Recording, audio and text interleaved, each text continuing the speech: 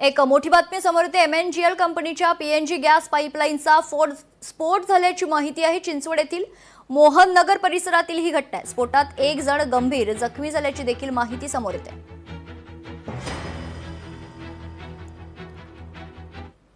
या ज्या कंपन्यांचा हे गॅस पाईप टाकताना आपण पुढाकार घेतला त्यावेळी ठेकेदाराला कुठल्याही प्रकारे त्याला पाठीशी न घालता, ठेकेदार तर जबाबदार आहेच, त्याच्यावर कारवाई झालीच पाहिजे। मात्र ही जी MNG कंपनी आहे हिच्यावर पहिल्यांदा कारवाई व्हायला पाहिजे। पुढच्या काळामध्ये जर अशा प्रकारे स्फोट झाला आणि कुठल्याही नागरिकाच्या, लहान मुलांच्या, विद्यार्थ्यांच्या, ज्येष्ठ नागरिकांना जर या ठिकाणी काही धोका निर्माण झाला तर त्याची संपूर्ण जबाबदारी त्या कंपनीची असेल। अशा प्रकारची लेखी आम्ही नगरसेवक म्हणून या चारही नगरसेवकांनी घेतली पाहिजे, अशी आमची मागणी आहे। काय इलेक्शनच्या अगोदर काय यांनी खोदकाम केलं होतं, त्यात ती पाईपलाईन गेलेली, त्याच्यातलं ते काय निदर्शनास आम्हाला आलं नाही की गॅसची पाईप आहे का कुठली पाईपलाईन आहे, ते आम्हाला काही निदर्शनास आलं नाही। मग त्यांचे इंजिनियर लोक आम्ही फोन करून बोलावलं तर ते म्हणले हो आमची चुकी झाली की इथे आम्ही हे काय ते पॅक केलं नाही आणि आमचं ते चेकिंगच चालू होते।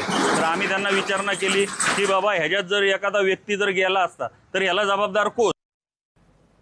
चारकोप पोलिसांनी गॅस सिलेंडर चोरी प्रकरण उघडकीस केले। चोरी प्रकरणात सराईत आरोपी अटकेत असून नालासोपारा येथून 32 वर्षीय आरोपीला अटक केल्याची माहिती।